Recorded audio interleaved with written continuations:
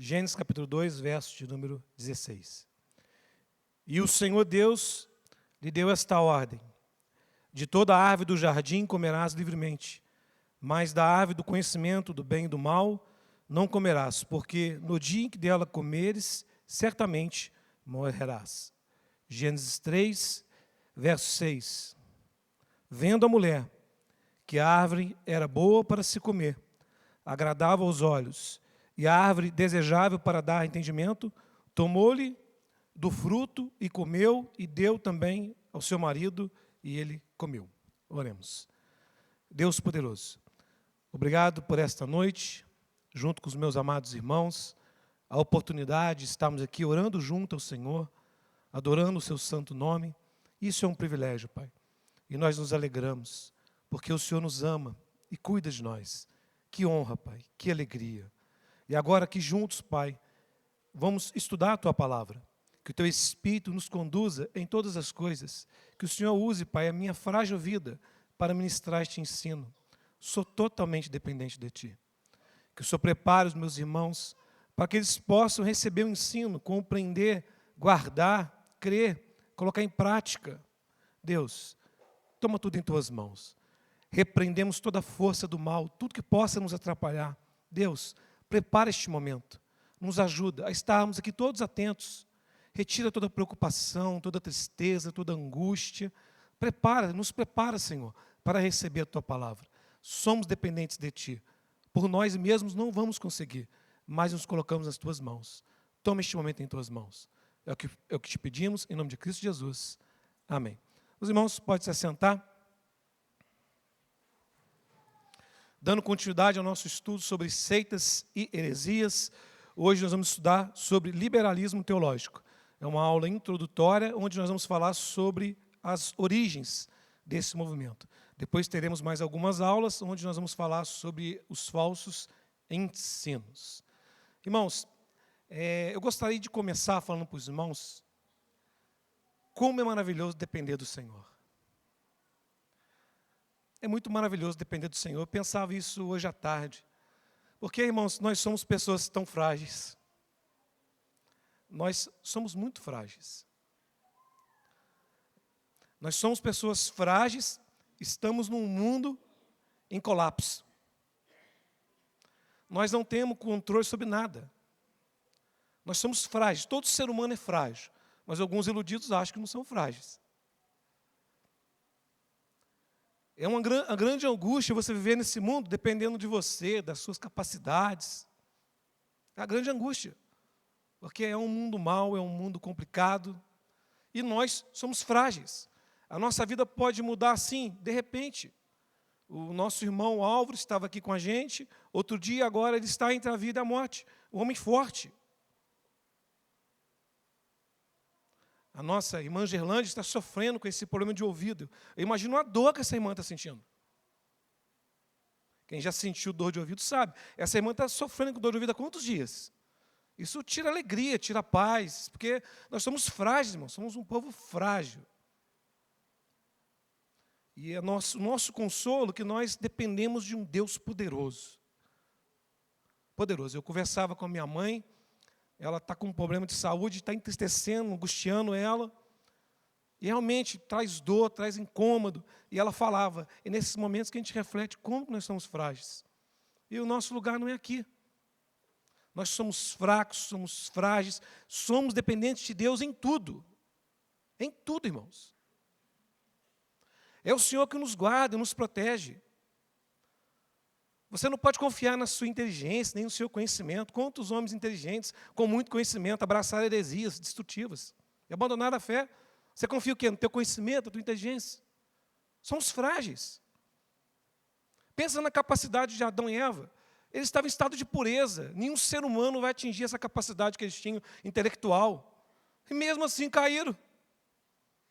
Quem somos nós para estar de pé amanhã?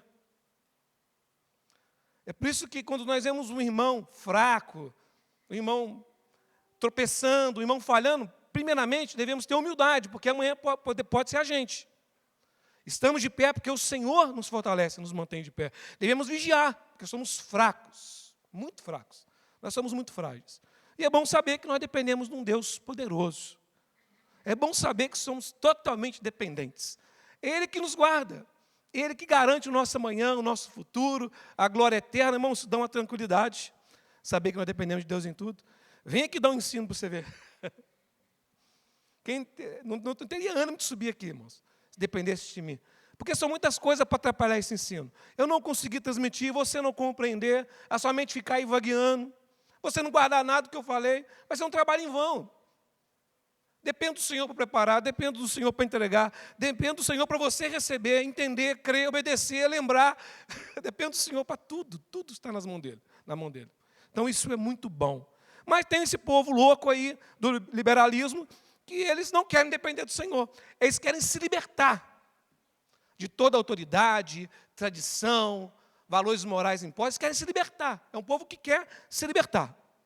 Esse povo do liberalismo aí. Eles confiam de maneira demasiada no homem e nas suas capacidades. Eles confiam demais no homem. Acho que eles não fizeram um estudo, né, sobre os efeitos da queda, os efeitos noéticos da queda. Eles não fizeram um estudo sobre isso.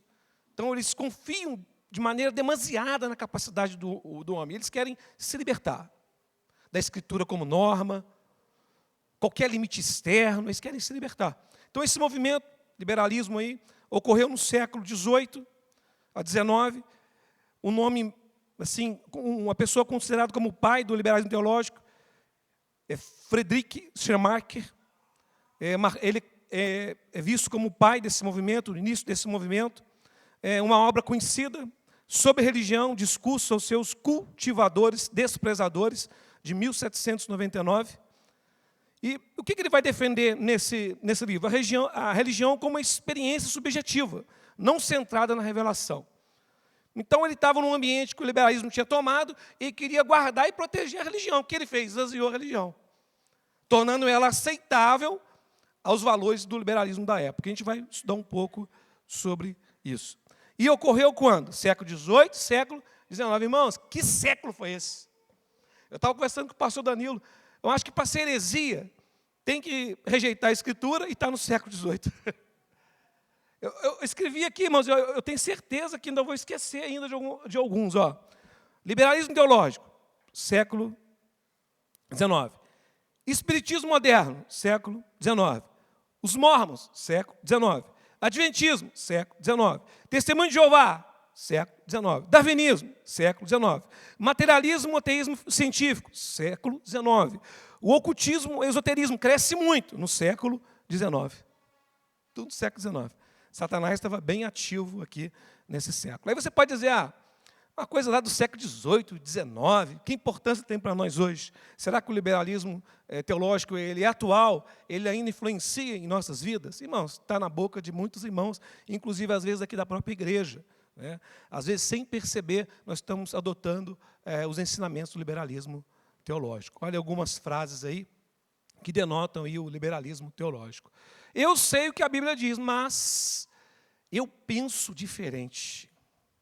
Qual que é a autoridade aí final? É a Bíblia ou o que eu penso? Ou a razão? Não é?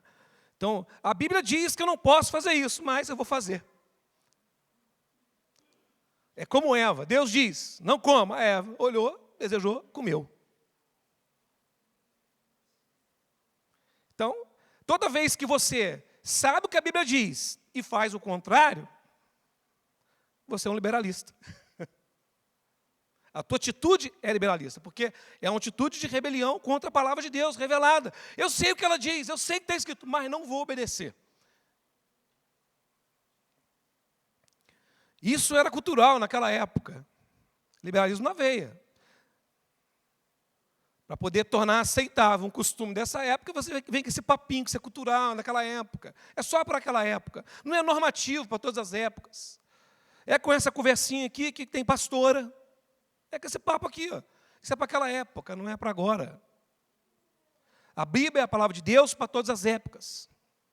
O importante é o que Deus colocou no meu coração. Né? Subjetivismo, é isso mesmo. Liberalismo teológico, é isso aí. Ó. A autoridade, ela muda, né? Ela sai de Deus e passa para o homem, suas experiências, seus desejos, sua razão, sua inteligência. Cada um interpreta do seu jeito. Essa é a sua interpretação, mas a minha é essa. Não existe uma verdade objetiva. Não existe.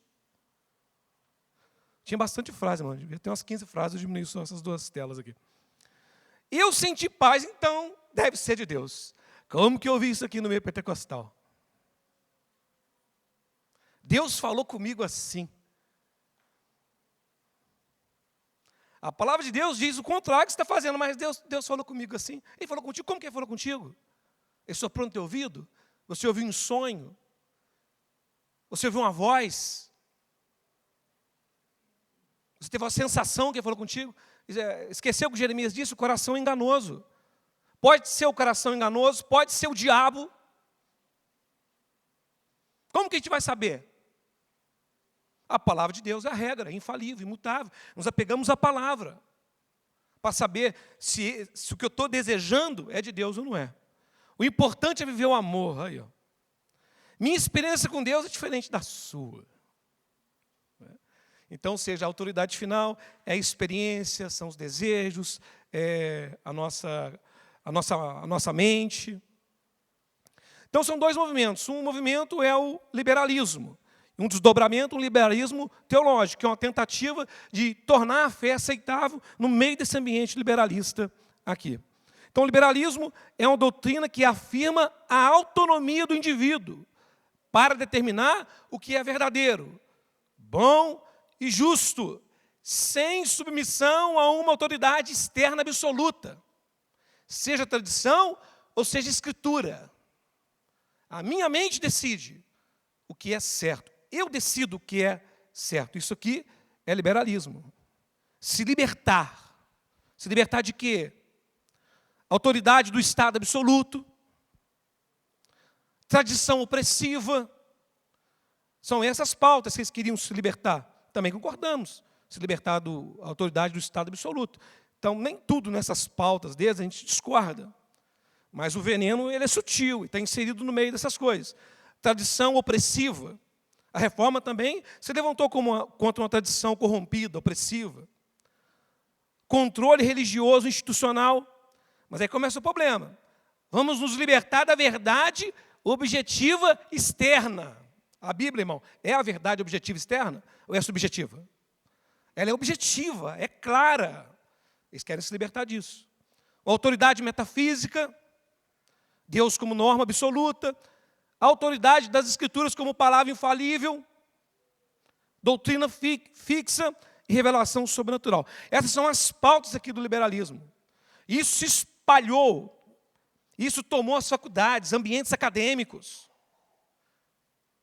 Você falar algo diferente disso aqui, você era ridicularizado.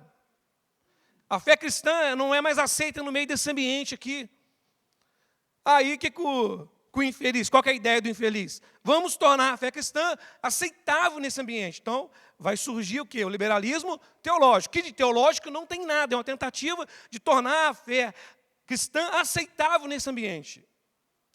O liberalismo teológico é a abordagem que submete a fé cristã à razão humana, à experiência, à cultura, reinterpretando ou rejeitando aquilo que não se ajusta ao pensamento moderno. Nesse tipo de contexto, a razão está acima da revelação, experiência acima da doutrina. O liberalismo teológico está bem atual, irmãos. Se a fé cristã está sendo aceita no mundo, alguma coisa está errada. Se o mundo ao nosso redor está aceitando a fé cristã, alguma coisa está errada. Porque o evangelho ou você ama ou você odeia, não tem meio termo. E bem poucos, o caminho é estreito, poucos vão por ele. Aqueles que creem é minoria. Então quer dizer que a grande maioria vai odiar o evangelho. Uma pessoa, ela até gosta do evangelho, até você fazer o que o pastor Ricardo falou outro dia, pregar diretamente para ela, falar diretamente do pecado dela, da necessidade de arrependimento, a necessidade de um salvador, até você começar a falar isso de maneira bem direta, ou espiritual, né? Ela crê, ou ela vai te odiar. Ela vai odiar a mensagem. A mensagem cristã é odiada no mundo. E quando a mensagem está sendo mais rejeitada ainda, Nós não temos o direito de mudá-la e torná-la adaptável, como essas pessoas fizeram. Eles reinterpretaram a Bíblia. Nesse contexto, milagres não são mais aceitos, são apenas simbólicos. O pecado é reduzido à imperfeição humana. O juízo é só uma linguagem. Cristo é redefinido. Não houve ressurreição. Ou seja, esvaziaram tanta fé que não sobrou fé. Então, o tema da minha aula seria origens. Onde tudo isso começou? Eu penso que começou em Gênesis. É lógico que o liberalismo ainda não estava ali como um sistema filosófico, mas a raiz da autonomia do homem já estava presente ali. Sereis como deuses. Ocupar o lugar de Deus. A rejeição da autoridade de Deus. Deus disse, não come. A mulher pegou, olhou, desejou e comeu. Ela não se submeteu à palavra de Deus revelada. Onde começou tudo isso? Em Gênesis. Deus ordenou, não coma. Ele apontou um caminho. Mas o homem escolheu o outro caminho. Tem até a serpente ali apontando, né, para outro caminho. Havia uma norma. Deus fala, a serpente questiona a palavra, o homem e a mulher passam a julgar a palavra em vez de obedecer, e o desejo humano se torna um critério, a razão humana. E eles decidem desobedecer a Deus. Onde tudo começou? Começou lá em Gênesis, na queda, irmãos. Essa rebelião contra a palavra de Deus está presente em nós. A natureza caída que você leva para cima e para baixo aí, tem essa semente maligna aqui, da rebelião. Não se engane. Não é porque você converteu que está vencido. É uma guerra que temos que travar. Para não sermos pessoas que, como diz o pastor Luciano, a gente fala algo com os lábios, mas na hora de viver a vida lá fora, vivemos de outro jeito. Falamos que somos cristãos reformados, mas vivemos como liberais. Porque as nossas decisões, as nossas atitudes, não são conforme a palavra de Deus, mas conforme a nossa vontade. Toda vez que você se rebela contra a palavra de Deus, você é um liberal, está sendo um liberal.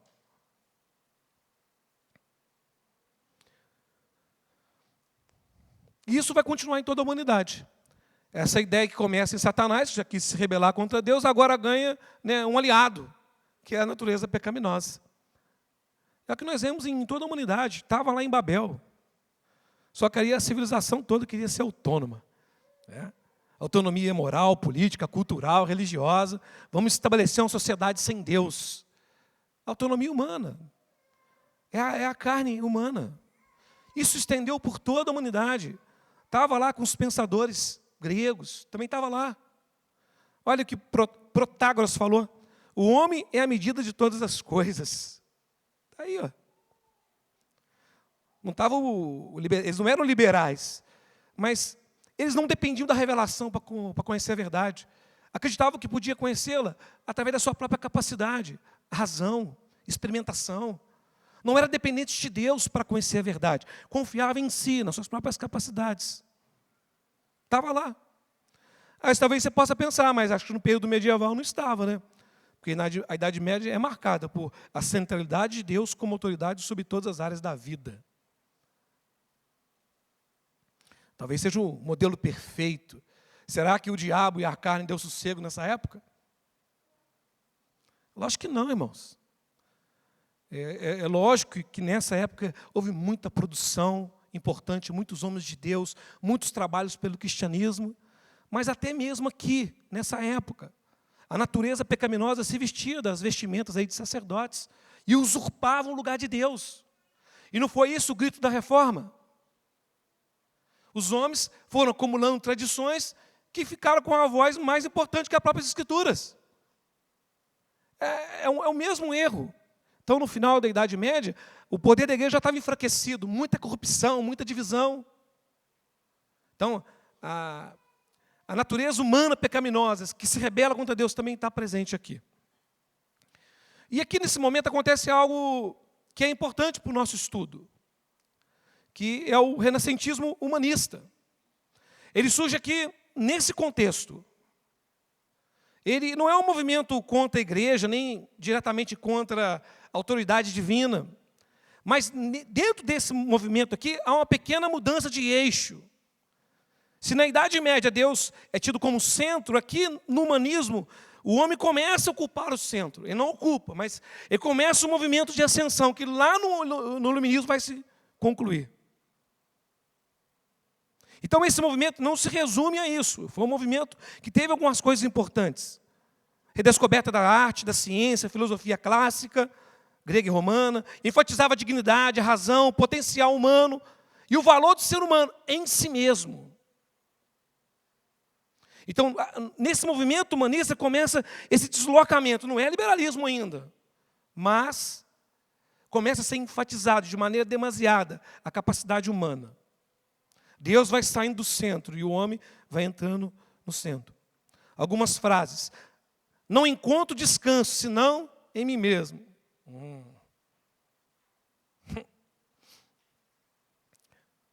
Alguns associam essa frase a Petrarca, outros a Montaigne. Prefiro a verdade dos antigos, a ignorância dos modernos. Aqui, na verdade, está falando que prefere, né, os pensadores gregos do que os modernos ali da escolástica, né? Olha esse aí. Não te demos, ó Adão, nem lugar determinado, nem aparência própria. Tu mesmo te formarás conforme a tua vontade.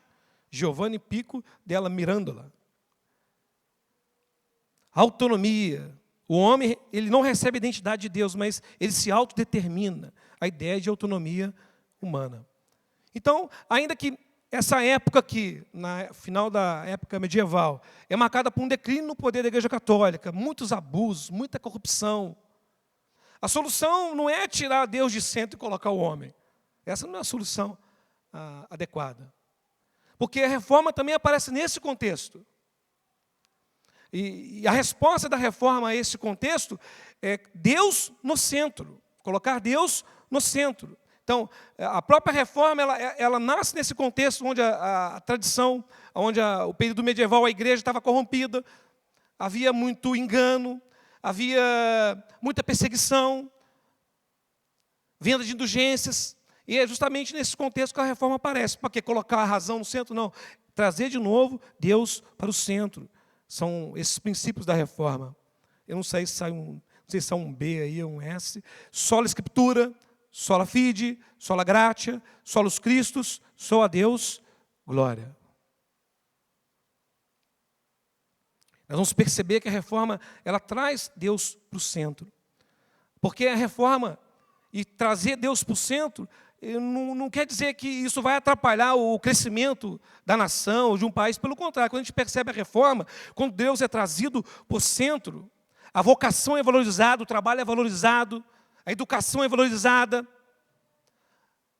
há muita produção acadêmica, há muito crescimento, há muito desenvolvimento, porque as pessoas compreendem que elas devem trabalhar para a glória de Deus, produzir ciência para a glória de Deus, produzir literatura para a glória de Deus, estudar para a glória de Deus, ser um sapateiro para a glória de Deus. Então, nós vamos perceber que houve muito desenvolvimento, muita expansão, alfabetização, muitas faculdades. A fé cristã não é contrária à ciência. Olha aí exemplos de cientistas cristãos, olha quanta produção nessa época. Johannes Kepler, astrônomo, descobriu as leis do movimento planetário. Ele criou que o universo reflete a ordem e a sabedoria de Deus. Galileu Galilei, astrônomo e físico, defendeu o modelo heliocêntrico e usou o telescópio para novas descobertas. Isaac Newton, físico e matemático, desenvolveu a teoria da gravidade e as leis do movimento.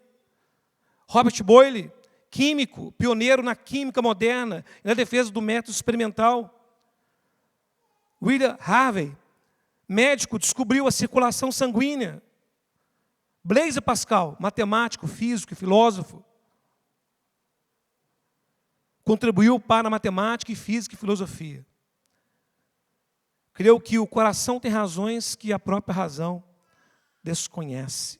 E quando ele fala coração aqui, ele está falando de intuição profunda, percepção espiritual, consciência interior. Tem verdades que a gente não consegue alcançar somente com a razão. Nós dependemos de um coração regenerado.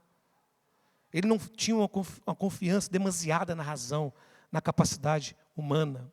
Então nós vemos que o avanço tecnológico, a ciência, a boa ciência não é contrária à fé cristã. Olha quanto avanço.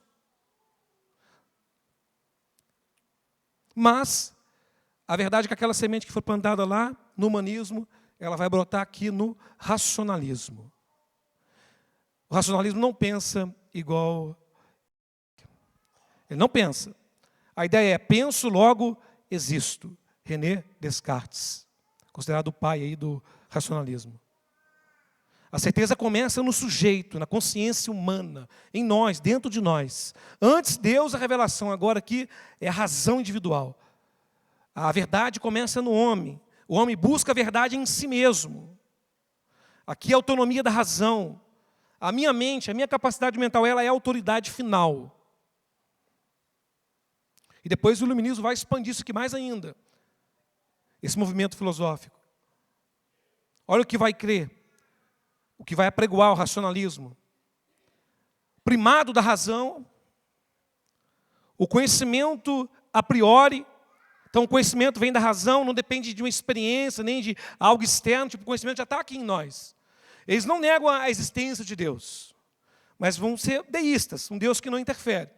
Ele já colocou o conhecimento dentro de cada pessoa aí. E se você, a tua razão é capaz de alcançar esse conhecimento sem nenhuma ajuda de nenhuma revelação. Ideias inatas já estão dentro de nós, não precisa de revelação. Certeza e clareza. Eles só vão crer naquilo que é claro, distinto, evidente, compreendido de forma imediata. Então esse povo aqui vai ter dificuldade para quem milagre. Confiança na capacidade humana.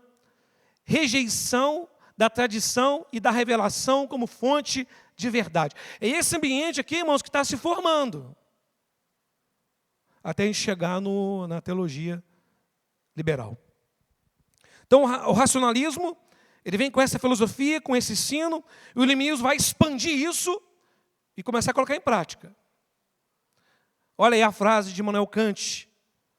O iluminismo é a saída do homem de sua menoridade. Ouse saber. E a menoridade traz a ideia da dependência. Dependência de autoridade externa, dependência de tradições. Ouse saber, ouse usar a sua capacidade, ouse olhar para dentro de você. Então o iluminismo é a ideia de iluminar um mundo que está em treva, né? Trazer luz para esse povo que está em treva, dependente de revelação, dependente de tradição. A trazer a luz para as trevas. Voltariam, o nome dessa época. Immanuel Kant.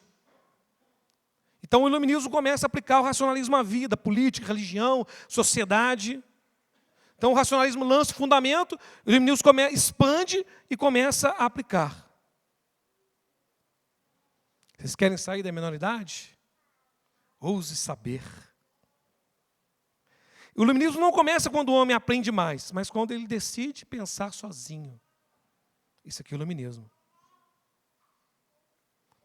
A definição de iluminismo: movimento intelectual do século XVIII que exalta a razão como principal fonte de conhecimento e autoridade. Os principais temas defendidos: exaltação da razão, autonomia do homem, crítica à religião tradicional, confiança no progresso, rejeição da autoridade absoluta, valorização da ciência e da educação. Nós também valorizamos a ciência e a educação, mas não em detrimento da nossa fé. Na sequência surge, então, o liberalismo, que vai colocar ainda mais em prática todas essas ideias do iluminismo. John Locke é considerado como o pai do liberalismo. Vai dizer: a razão deve ser nosso último juiz e guia em tudo. O homem tem que ser livre para decidir tudo por si mesmo. Quer mudar a nossa forma de pensar. A nossa razão deve ser o nosso último juiz em guia de tudo. Uma rejeição da autoridade divina. Então, é um movimento intelectual que exalta a razão humana, a liberdade individual e o progresso. Nós também cremos nisso, na liberdade individual, até certos limites, e o progresso. Buscando compreender a realidade e a fé a partir da experiência. Aí que mora o problema. Então, ele vai exaltar a razão humana, liberdade individual, confiança no progresso. Eles creem nisso, que o homem pode, a redenção através do desenvolvimento da razão, a razão sendo colocada em prática, o homem vai evoluindo, evoluindo, evoluindo, até acabar as guerras. É por isso que o iluminismo mesmo cai um pouco em descrédito após as 2 guerras, né? Então, eles acreditavam que a razão evoluía, a ciência evoluía, né? O ensino, a educação evoluía tanto que eu acho que a humanidade ia chegar à perfeição, de acabar os crimes, a maldade. Aí chegamos lá em 2 guerras. Então, o iluminismo ele perdeu força, mas não o liberalismo. O liberalismo continua. Devia ter acabado também, né?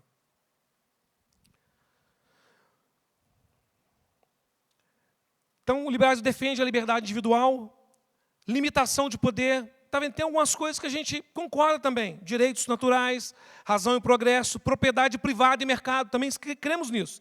Então, isso aqui não é um movimento teológico. Propunha mudanças em toda a sociedade. Tolerância e pluralismo. Eles lutavam contra o quê? Absolutismo político, tradição e autoridade irreformável, que não aceita mudança. Tipo, as coisas são assim, não vai mudar. Privilégios, desigualdades hereditárias, intolerância religiosa, censura, coletivismo e estadismo excessivo. Então, ou seja, eles defendiam algumas pautas que nós também defendemos. Mas os perigos do liberalismo são esses aqui. Ó. A autonomia da razão. A autonomia do homem. Rejeição da autoridade divina. O otimismo antropológico. Progresso como forma de redenção. Relativização da verdade. Rejeição do sobrenatural. Isso aqui é o problema. Irmãos, o liberalismo se espalhou numa velocidade absurda em toda a Europa. Tomou as faculdades, as academias de ensino, tomou tudo. Onde as faculdades onde os pastores eram formados, foram tomados por essas ideias aqui. É por isso que, nesse ambiente hostil, eles foram tentados a redefinir a fé, adaptar a fé a essa nova onda aqui. E aí surge o nosso liberalismo teológico. Friedrich Schleiermacher, olha o que ele vai falar. A essência da religião é o sentimento de dependência absoluta. Não é doutrina, não é dogma, não é Bíblia como autoridade final. Não, é uma experiência interior profunda. É isso que é. Então, Deus é definido, a verdade é definida pela experiência e não pela revelação. Antes, na teologia reformada, a revelação, o conhecimento da verdade vinha através da revelação, do Deus que se manifesta, que se dá a conhecer. Agora, não vem de fora, vem de dentro, dentro de nós. Deus é conhecido pela experiência e não pela palavra. Principais ensinos defendidos. A Escritura como um produto humano. A Bíblia não é mais vista como a palavra de Deus. É sempre assim, né? Toda seita começa modificando a Bíblia. Eles vêm trazendo uma nova revelação completa, uma nova revelação verdadeira. Irmãos, a Bíblia é a palavra de Deus. E nós não negociamos isso. E é pela fé que nós cremos que a Bíblia é a palavra de Deus. Não é nem pela investigação.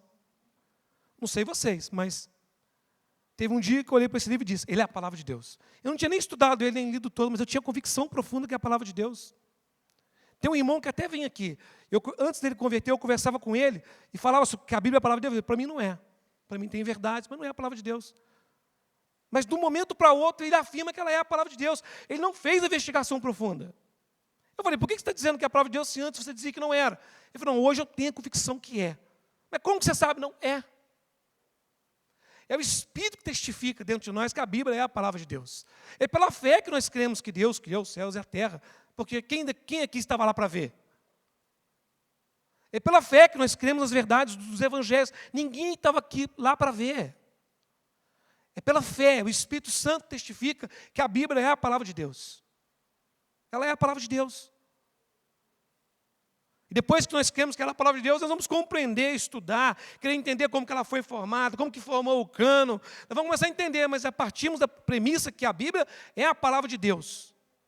Não vamos fazer investigação crítica para ver se é procurando erro. Não, nós cremos que é a palavra de Deus. Mas nesse ambiente do liberalismo teológico, eles não creem na Bíblia como a palavra de Deus. Eles vão investigar esse livro e tratar ele como um produto humano. A autoridade não é mais a Escritura, mas a razão humana, a capacidade humana. O foco está no homem, na sua experiência. Há muito otimismo sobre a natureza humana. Eles não creem em depravação. Rejeição do sobrenatural, não creem em milagres. Vai falar que tudo aquilo é mito. Jesus não ressuscitou, não andou sobre as águas. Foram os apóstolos que inventaram isso, levando uma mensagem para aquelas pessoas, para transmitir uma mensagem. Mas aquilo não é verdade. Relativização da doutrina cristã, adaptação do cristianismo à cultura, ênfase na ética e na ação social, religião como um sentimento e moral. Verdade como interpretação subjetiva. Então a fé deixa de ser aquilo que Deus disse e passa a ser aquilo que o homem sente, pensa. O método que eles usavam para poder estudar a Bíblia, eu creio que os irmãos aí da IRCT estão estudando, é o método histórico crítico. Não é uma interpretação histórico-gramatical, né, irmãos? Nós vamos para as Escrituras para compreender, nós queremos entender o que aconteceu naquele contexto, por que foi escrito, como que os primeiros ouvintes receberam aquela palavra, por que Deus, a gente vai querer compreender alguns costumes que Jesus usou em sua palavra, que é comum naquele tempo, então nós temos que ir lá investigar para compreender, mas a gente quer entender o contexto, mas isso aqui não, é um método histórico que é um pouquinho diferente. Ele já parte da premissa que a Bíblia não é palavra de Deus. Então, é uma marca desse movimento aqui. Ela entende a Bíblia como um produto humano. Aí vai ter a crítica do sobrenatural, crítica das fontes, crítica da forma, crítica da redação. Gênesis não foi escrito por um mesmo autor, são vários autores, são várias fontes, alguém compilou, então eles vão... É tratado como um livro, a Bíblia é tratada como um livro antigo que deve ser investigado e reconstruído. Essa é a ideia. Alguns nomes importantes assim, no sentido que tiverem importância nesse movimento, não que sejam importantes para a fé cristã. Rudolf Bultmann, desmitologização da Bíblia. A tarefa da teologia não é explicar como tudo aconteceu, mas o que acontece quando o querigma é ouvido, ou seja, quando o anúncio da fé, quando a pessoa ouviu aquilo que Cristo ressuscitou, que efeito que teve, isso que importa. Que efeito que teve que a pessoa ouvir isso? Mas não importa se isso é verdade, se isso aconteceu mesmo. Não importa se é verdade, não tem importância. Sustentou que os elementos míticos refletem a visão de mundo da época, não de verdades eternas. Eles não vão crer em milagres, não vão crer em coisas sobrenaturais. Enfatizou que o essencial é a mensagem existencial do Evangelho, não as formas míticas. Aplicou o método existencial e a hermenêutica para compreender o texto bíblico. Afirmou que o cristianismo anuncia uma decisão de fé, não um conjunto de conhecimentos, de verdades. Então não importa se a ressurreição aconteceu. Importa o que produz em você quando você ouve isso. Não importa se é verdade, se não é verdade. Isso não tem muita importância. Não pode falar em milagres. Ressurreição é milagre. Nascimento virginal de Cristo. Isso é milagre, irmãos. Nesse ambiente aqui do liberalismo, isso não pode ser falado, isso não é aceito. Vamos tirar tudo isso, porque isso não é importante. Vamos remover o elemento mítico e ficar com o significado existencial. Então, na visão histórica cristã, sabemos que Cristo ressuscitou. Mas para ele não, isso é mítico. Importante é o que você sentiu quando ouviu essa mensagem. É isso aí, irmãos. Julius Wellhausen, teoria documentária do Pentateuco. A história de Israel não começou com Moisés. Aí ele vai defender que o Pentateuco é um composto por 4 fontes, J, E, D, P, dá até canseira estudar esse negócio aqui. Você vai estudar isso aqui, dá canseira. Ele vai achar um monte de fonte que alguém pegou depois e misturou aqueles livros tudo lá. Aplicou o método à Bíblia, argumentou que as tradições foram reunidas ao longo de séculos por diferentes autores, negou a autoria mosaica do Pentateuco, datou os textos em diferentes períodos da história de Israel. Então ele crê que a Bíblia é um desenvolvimento humano, não revelação direta, fixa. Não crê nisso. David Friedrich Strauss, A Vida de Jesus e a Abordagem Mítica. Os evangelhos não são história, mas mitologia cristã. Olha aí, irmãos.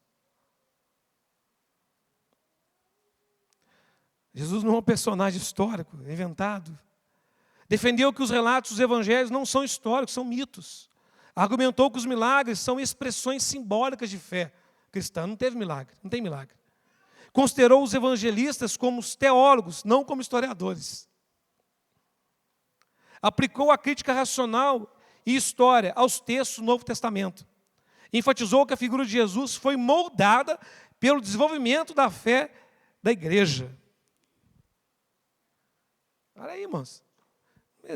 Jesus não encarnou, Jesus não ressuscitou. Olha como é que eles, na tentativa de tornar a nossa fé aceitável, olha o que eles fizeram. Adaptação que transforma a verdade. Então eles estavam ali naqueles desafios, novos ensinos, filosofias modernas, o desejo de tornar a nossa fé aceitável, eles acabam com a nossa fé. Por causa dessas novas ideias e filosofias, pressão cultural, intelectual, desejo de ser aceito e relevante.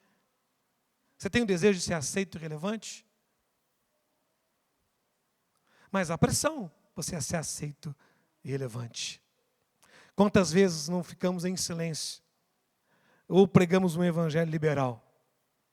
Aquelas frases do tipo, todos os caminhos levam a Deus, né? E você só faz com a cabecinha assim, né? O importante é amar. Quantas vezes você não viu isso no teu trabalho? E você vê assim, ó, não quis passar por ridículo, né? Desejo de adaptação. Nós sofremos desejo de adaptação. Isso é uma tentação, irmãos. No teu trabalho, eles sabem que você é cristão? Você trabalha com a pessoa 1 ano, nunca teve coragem de pregar o evangelho para ela. Desejo de ser aceito, adaptação. Esses homens, eles sofreram essa pressão. Eles decidiram se adaptar, reinterpretar a fé. E simplesmente acabaram com a fé. Então nós vemos esse movimento aqui. Se na reforma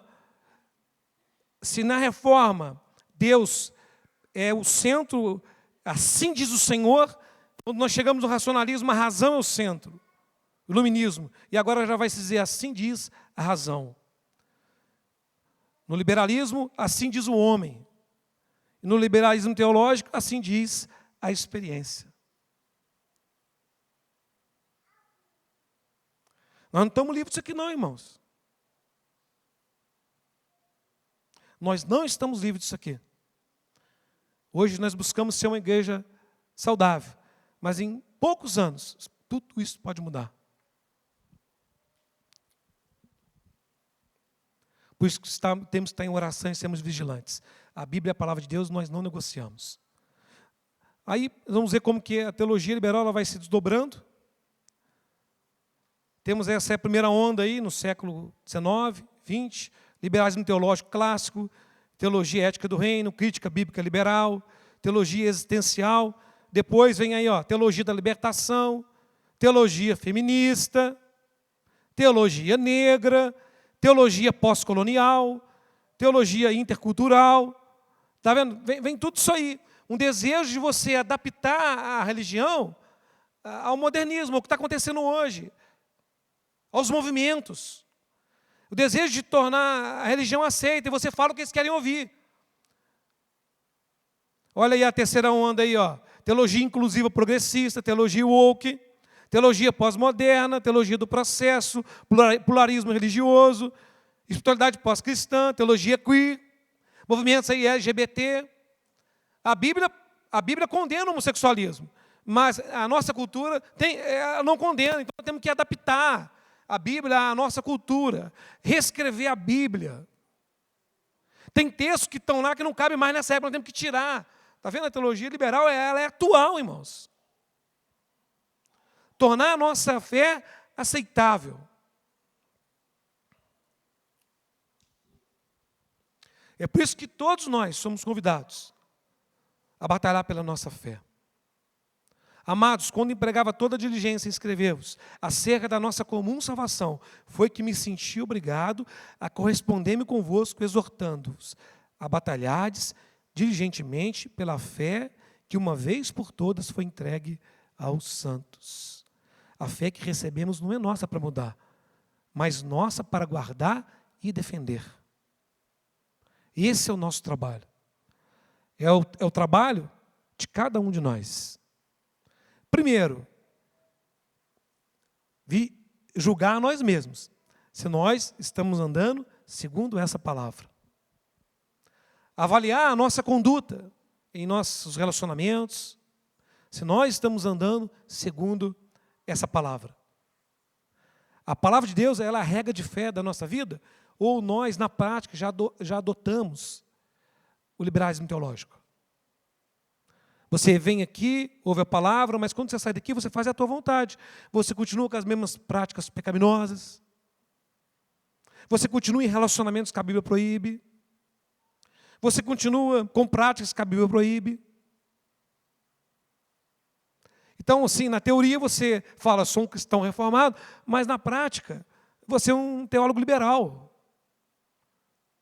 Ouvimos o ensino sobre os riscos do feminismo, mas você ainda é uma mulher que está naquela tentação ainda de tomar o lugar do marido, lá de Gênesis. Teu desejo será para contra do teu marido. Então você ainda é uma pessoa autoritária, você ainda não aceita a posição do teu marido. Então, ou seja, você diz que é um cristão reformado, mas na prática, você é um teólogo liberal. Nós temos que julgar a nós mesmos, irmãos. Nós temos que julgar a nós mesmos, porque esse desejo de autonomia está na nossa natureza caída. Nós falamos tanto de feminismo, né? De repente você é uma mulher feminista. Sabe explicar o feminismo direitinho, mas não sabe identificar ele na sua própria vida. Jovens, solteiros. Aí, solteiros aí, ó, procurando relacionamento. O que diz a palavra? Eu sei que a palavra me proíbe de um julgo desigual, mas eu gosto tanto dele. Eu sinto no coração que ele é o homem da minha vida. Eu que faço corte, então. Eu sinto no coração que é a mulher da minha vida. Mas não é cristã, irmãos. É teologia liberal, é isso. A autoridade última na tua vida, nas tuas decisões, não é a palavra de Deus. Você está no emprego que você sabe que não poderia estar. Você está usando o dinheiro de uma maneira que você não poderia usar. Na prática, teólogos liberais. Na teoria, cristãos reformados. Eu gostaria de orar com os irmãos. Irmãos, aqui foi só a introdução. Onde tudo isso começou? Começou lá em Gênesis. Se organizou naquele movimento liberal, século XVIII, XIX, e está até aqui em nossos dias. Gostaria que os irmãos ficassem de pé.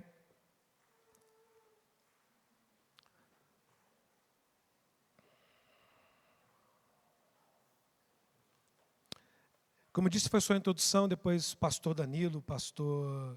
Quem vai ser? Vai ser o pastor Lucas. Também vai estar falando sobre as doutrinas, que são muitas. Vamos todos juntos, irmãos, batalhar pela fé, que uma vez por todas nos foi dada. Uma fé imutável, não muda. A palavra de Deus imutável, regra para a nossa vida, regra para a nossa igreja. Deus, te agradecemos por essa noite, por essa palavra. Deus, te louvamos porque, apesar de todo esse engano, de toda essa perversão da verdade, que ocorreu em todos esses séculos, ainda se cumpre a palavra de Cristo, que as portas do inferno não vão prevalecer contra a igreja. Porque por mais que esses movimentos tentaram abafar a fé cristã, eles não conseguiram. Porque isso não vem de homens, vem de Ti, Senhor. É por isso que a fé cristã, ela cruzou todos esses séculos. E chegou até nós, no ano aqui de 2026. Nós te louvamos. Pois nós somos frágeis, os homens são falhos, mas o Senhor é um Deus poderoso, que sustentou, sustenta e vai sustentar a sua igreja em todos os séculos, até o retorno de Cristo. É isso que nos dá segurança. Mas nós sabemos, Deus, que homens e mulheres que um dia estiveram em igrejas sadias, abraçaram o engano, abraçaram a falsa fé, abraçaram a heresia. Nós não estamos imunes a isso. Reconhecemos a nossa fraqueza, a nossa fragilidade. Reconhecemos que um inimigo poderoso luta contra nós, astuto. E esse inimigo poderoso, organizado, que luta contra nós, encontra um grande aliado, que é a nossa própria natureza caída. Como ficaremos de pé, Senhor? Dependemos do Senhor. Dependemos da Tua graça. Dependemos do Teu Espírito. Dependemos da Tua mão para nos sustentar. Ó Deus, que os meus irmãos possam compreender o perigo de uma teologia liberal na prática, uma vida de desobediência, uma vida fazendo nossa própria vontade. Ó Pai, que o Senhor possa despertar as consciências que já estão cauterizadas aqui dentro, no pecado. Irmãos e irmãs que estão dormindo no pecado, como se aquilo fosse aceito pela Tua palavra. Que o Senhor possa despertar essas consciências. Que elas não estejam mais inalcançáveis para a palavra, mas que o Senhor desperte elas. Visite-as, essas pessoas. E assim como o profeta Natan falou para Davi, você é esse homem, que o Espírito Santo possa falar com cada irmão e cada irmã, você é esse homem, você é essa mulher, que tem ouvido uma teologia reformada, mas na vida prática, vivido uma teologia liberal. Nos ajuda, Senhor, porque nossos pés são velozes para o erro. Ajuda cada irmão, ajuda cada irmã, nos ajuda, Pai, a nos livrar dos erros que nós já estamos no meio deles, e nos ajuda a não cair em outros. Toma a Tua igreja em Tuas mãos, cada irmão e cada irmã. Nos ajuda, ajuda essa igreja. Que possamos, Pai, ser uma igreja fiel, e possamos preparar irmãos e irmãs para dar continuidade a esse trabalho no futuro, Senhor, e continuar sendo uma igreja fiel até a volta de Cristo. Nos ajuda, nos capacita, nos toma em Tuas mãos. Em nome de Cristo Jesus. Amém.